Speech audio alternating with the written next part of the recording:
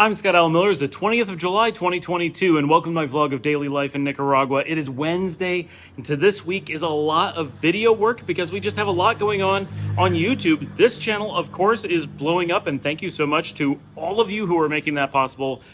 Why is a vlog of life in Central America so interesting? I don't know, but apparently it is, and so we're gonna keep doing it. This is really cool, loving it, but we're also expanding out. My technology channel that I've done for years is getting a reboot. Right now, Valentina is working on some collateral for that, so it's gonna be a few days until that's really out, but it is being worked on actively. I got a bunch of stuff from Motion VFX today, yesterday. I showed you guys over the last few days. You've seen a little bit of that stuff starting to come out, and we put in a lot more effort getting more of that today. So I have a lot more of that that's going to be coming up on the channel, which is not really like a thing itself. You'll just kind of see some improvements, and you probably have been for days. We've been adding some more things to the channel to make it a little bit more dynamic, a little bit more modern. I've been using a rather lean set of tools thus far, and this should do a bit to just kind of make the channel just a little bit more enjoyable. And I'm working on creating a new channel in conjunction with Valentina called Camera Cafe, which we're not quite ready to release yet, but I'm hoping we were able to release it by the time this video goes live, because we're cutting it close, but I want to be able to get it out there. So I'm not sure you're going to be able to find it yet, but it's coming really soon because I don't want to flood this channel with my camera talk, even though a lot of you I think would be okay with it. I think it's enough off topic, and I want to be able to focus because obviously I'm doing a lot of camera work. I'm working with different cameras, I'm working with different tools, I'm working with different software, and I'd like a spot where I can kind of dump my thoughts about that, whether it's my nostalgia about being a photographer since I was little, or talking about techniques and things I'm learning in Final Cut Pro that I'm using for this channel and others. And by the time you see this, about 2 days ago, I will have gotten the latest episode of Take Flight with Scott has gone live. That is episode 10, which I only make them every few months, and it's taken 2.5 years to get those 10 out. So they're coming slowly. There's a couple more to do before I finish the series I've been working on since 2019. But our episode about Tuscany with Pisa, Montecatini, Terme, Florence, the Cinque Terre, that one is out. And I'm very happy that the new Motion VFX stuff is in there, so I think it's looking a bit better than the old ones. The material that I filmed, still very tough to work with. Today, mostly that stuff. I had regular work during the day, keeps me pretty busy, and then a bit of video editing and stuff during the day, hanging out with the kids. We didn't do any grocery shopping today. We're a little bit tired of all the grocery shopping that you've been seeing over the last several days. That's wearing us out. They do enjoy going to the grocery store, but it's a little bit much by the time we're all done. All right, today I'm going to talk about it. That's pretty much it. We have nothing special going on today in our lives too much. It's the middle of the week. It's hump day. Like, what is there? I'm going to talk about the two types of travel, because I think a lot of the things we've been talking about in videos over the last week or two, especially the stuff where we're comparing Guatemala and Nicaragua, or Guatemala City and Managua, some of those topics, and people have asked for more of those, and I like doing them, so I'm going to see what I can do. But I want to talk about why some context and viewpoint on that is important, because a lot of people are like, well, you can't really compare them because this one's so great for this reason and this one's so different for this reason.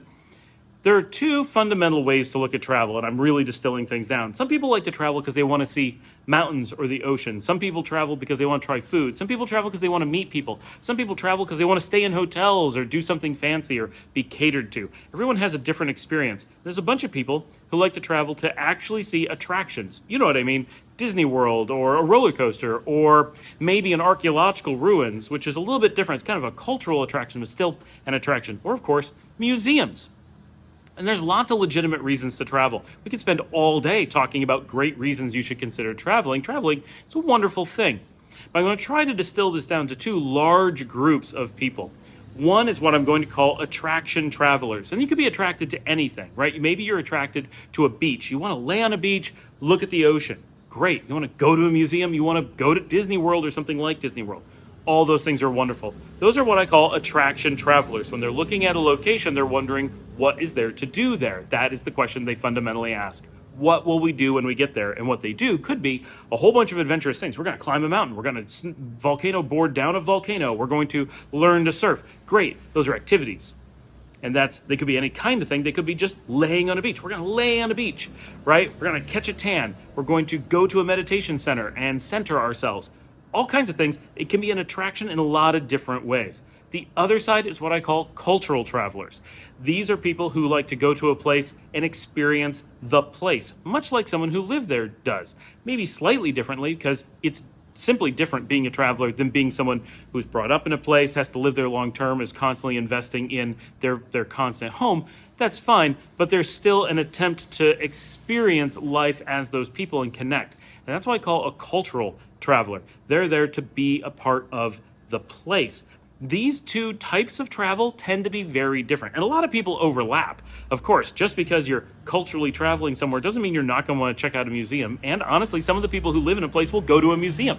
So that's not unfair. People who live in Orlando, Florida often go to Disney World, partially because it's cheaper and partially because it's easy, but also because it's an attraction and it's fun. So it's not like you're going to avoid it just because you live there, but you're probably not going to go as often as someone who loves going to Disney World but lives in Seattle is going to imagine you would go, right? Oh, you must go every day. No, we go twice a year instead of twice every decade like people in Seattle would, right? So it's a little bit different, but they're still going to use attractions. Attractions are often for the people who live there. And when you're an attraction traveler, there's a good chance that you're going to experience some culture, maybe a little, maybe a lot. It depends. If you go to Disney World, you're probably not going to spend any amount of time experiencing Florida culture, except for Disney World is kind of Florida culture, so take that as you want. But if you're going to go to Cancun in Mexico, chances are you're going to stay in a resort and experience almost nothing of Mexico. But most people going to Mexico may go to Puerto Vallarta. And yes, you may stay in a hotel, which is not something a local would do, but you may eat at least a little bit in a local restaurant. You may walk the streets of the town. You may take an excursion on your own somewhere where you can go see a small village or something. You may start to experience some of the culture beyond what the resorts or hotels are going to present to you, right? So even if you're very much focused on attractions and you're not intentionally going to a place to get the feeling of the place, of what it's like to live there, you probably will experience some. And even if you go to a place for the purpose of getting some experience, you'll probably want to enjoy an attraction or two, maybe quite a few. That's great. I'm not trying to convince you that one of these is better than the other. These are two different ways that people travel. And if you're like most people, you're probably going to want to do both of these, maybe not at the same time. For example, when I traveled to Spain, I like going to experience Spain. I want to live a lot like a local does. That's what I find most enjoyable when I'm there. But when I go to Orlando, I want to go to Disney World and I want to go on Pirates of the Caribbean and the Jungle Cruise and stuff like that.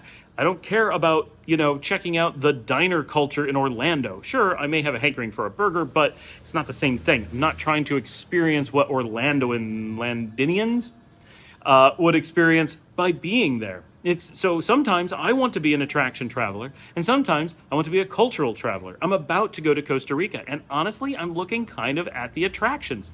I really want to go to the Pre-Columbian Gold Museum. It's supposed to be fantastic and unique. Where else are you going to find a Pre-Columbian Latin American Gold Museum? There's probably another one, but this is the big one, right? This is the gold museum for this kind of thing. I want to go experience it. And there's a lot of really important ecological attractions in Costa Rica that are pretty unique. Yeah, ziplining can be done a lot of places, but the ziplining in Costa Rica is kind of special, and their jungle is kind of special, and their level of ecological preservation is very special. So to some degree, that stuff is cultural, but it's their attraction, right? So when I go to Costa Rica, of course, I want to experience some of Costa Rican culture, but I'm looking at attractions as the thing I'm going to go to. But when I first came to Nicaragua, I really wasn't looking at attractions.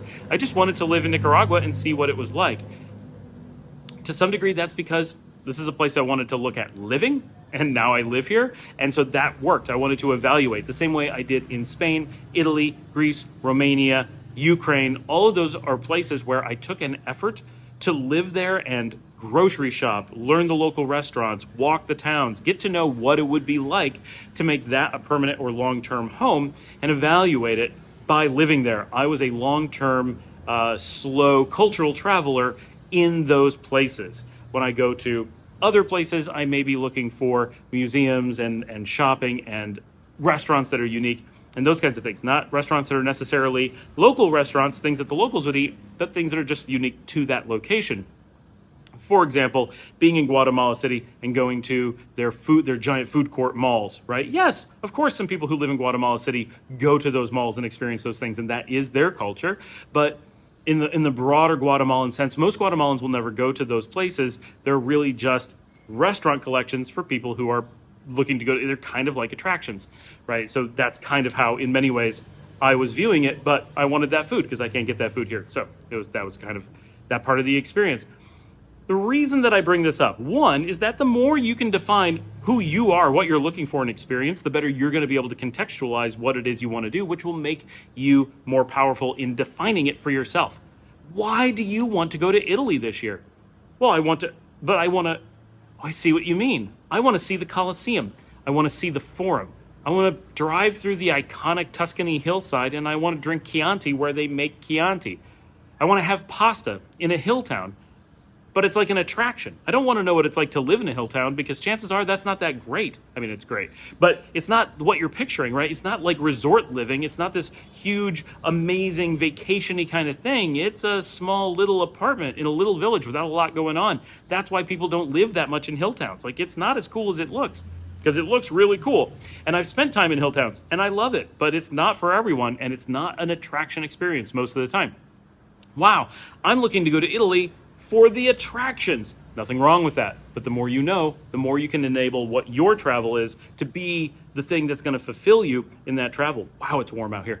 And if you are going to Italy and saying, oh, I don't care about seeing any of those things, not that I don't want to, but what I want to do is I want to find a great little village or maybe a little apartment in a little neighborhood in Rome. And I want to live there for weeks or months. And I want to get to know the local bakery, and I want to go to a little pasta restaurant, and I want to sit on the street and have coffee every day and get to talk to people and see what life is like in Rome. Amazing. That's a cultural travel, right? For most people, when you're going to Rome, you're going to go for the attractions, but not everyone. Most people, when you're going to rural Spain, you're going to go for the culture. Not everyone, right? Every place could be either one, and often you're going to mix them. I went to Osnabrück, Germany as an attraction traveler in 2009. I went because I wanted to go see a historic event that was taking place and an anniversary, and I wanted to check out a few museums that were associated with that. But once I did that, which was one whole day of attractions, I was in a place and I wanted to discover what life was like in Osnabrück, Germany, in Lower Saxony, and I spent a week and a half just living there. Yeah, I just stayed in a hotel, so I wasn't going hardcore. And it was my first time on the continent, so I had a lot to learn. But I walked everywhere. I walked and ate at the local fast food places. I went and ate at little out-of-the-way cafes. I tried to order everything in German. I went to the local museums. Now, those are attractions, but I did it because I needed someplace to go and a context in which to see the city. And I would just walk the streets of the city and try to get a feel for the place and learn what it was like. And I found it very educational. I found a lot of time walking in the countryside as well. Not always on purpose. I did get stranded on the bus. That's a story for another time. But to me, I started as an attraction. That was what gave me the framework for being a cultural traveler. And a lot of times that's how it's going to work out for you. You may have, well, I really want to see the Colosseum. Boy, that's a thing I've always wanted to see. But once I'm there, I want to get some culture out of it. I want to see I don't know what a local Roman restaurant is like. I want to know, right? Not the ones next to the Colosseum. Those are for tourists. No, I want to get into a little back street and I want to see how local Roman families are going to go out for dinner on a Thursday night. That's a great cultural experience and kind of get that feel for what is life like there. So mixing those things together could be great for you. When I'm talking about, Guatemala versus Nicaragua, one of the reasons I think that I'm getting some of the reactions that I'm getting is because, one, I'm trying to present both sides of that, right? Both places are awesome, especially when you're a cultural traveler. If you're an attraction traveler, of course, a larger place like Guatemala is going to have a lot of benefits over a Nicaragua. Not that Nicaragua doesn't have attractions, but they tend to be volcano, lake, oceanfront, those kinds of attractions, whereas Guatemala has those things, also has a lot more museums. Nicaragua has museums. I showed one the other day, but it doesn't have a ton of big attraction type things. Guatemala has amusement parks, for example, many of them, right? Actually a surprising number. It has large and numerous Mayan civilization archaeological sites, right? Those are big attraction items. Tikal, of course, being an example. It has resort-ish lakes that tend to be very attraction-esque, right? Lake Atitlan itself is kind of an attraction. Of course, Ometepe in Nicaragua is too, but the attraction to Ometepe is a little bit more cultural, whereas the attraction to Atitlan is more blended, right? There are things to do on the lake, whereas on Ometepe, it's more of just being on the lake. Both are wonderful. but for potentially different ways. If all you want is great views, then they're both equally wonderful, right? They're both gorgeous and really interesting. But if you want to go and see a bunch of restaurants or go to a bunch of activities, Ometepe is going to be lean, whereas Atitlan has an awful lot, including the boat ride around is kind of an attraction on its own. And so one of the reasons I think that people look at in some of the discussion threads specifically about these, why is Guatemala or Guatemala City seen as being potentially better than the things in Nicaragua or in Managua? A lot of it comes down to people mentioning attractions. Oh, look at all the attractions you can go to. So if you're an attraction traveler, yes, larger places with larger populations and more money are going to instantly, almost universally, be full of attractions, whether it's historic sites or amusement parks or whatever. And if you're coming to places that don't have those things, especially if it's smaller and less populated, you're going to have fewer of those things, and you're going to, the one thing that's equal is the cultural experience. Right? So understanding that when you're looking at places, for people who are cultural travelers, all these places have a certain equality about them. It's an egalitarian style of travel. But when you're looking at attractions, then automatically places like Orlando are going to become global hotspots, and Paris and Rome and London. It's like, wow, those places, and New York City, of course, these places have so many things you can do, so many museums to see, so many special, things for travelers. Niagara Falls with all of their wax museums, like there's always something to do. Yes. So when you keep that context, when you're thinking about different places, if you're looking at places for places to go and do attractions, you're going to have one view. And if you're looking for a place where you're interested in just learning about the people, the culture, the history, the food, whatever, or you're interested in evaluating it as a place to live, work, spend a lot of your time, you're going to be on the other side.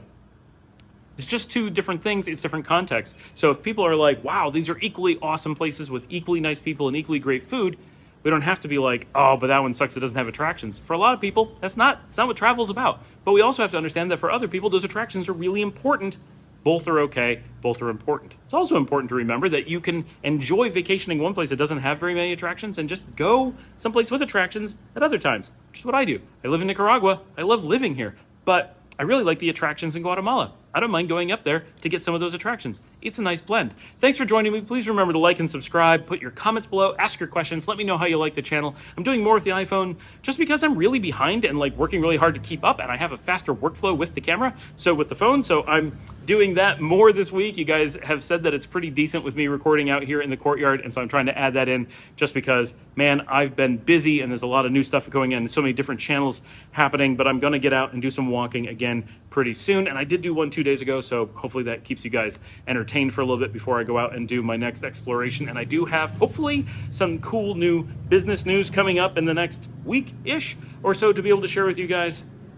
And I'll see all of you tomorrow.